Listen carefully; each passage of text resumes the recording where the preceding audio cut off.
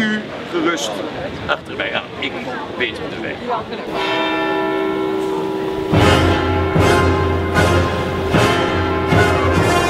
Mijn naam is Gerard.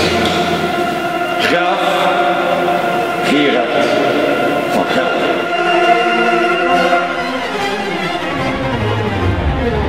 De stadsbelevingstocht Roermond neemt u op een verrassende manier mee in de historie van deze stad. Dit is de Sint-Christoffel-kathedraal.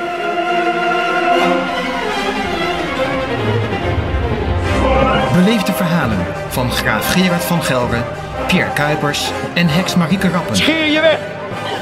Ja, maar gewoon me gaat nu en nu luister door. Ik wil niet op de brandstapel.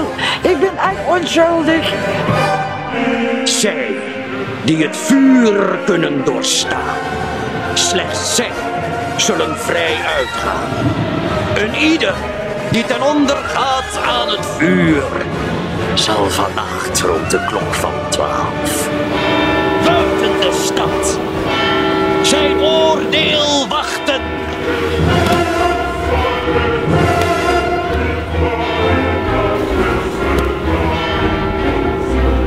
Ontdek Roermond met Holland Acts. Producties voor groepen, bedrijven en families.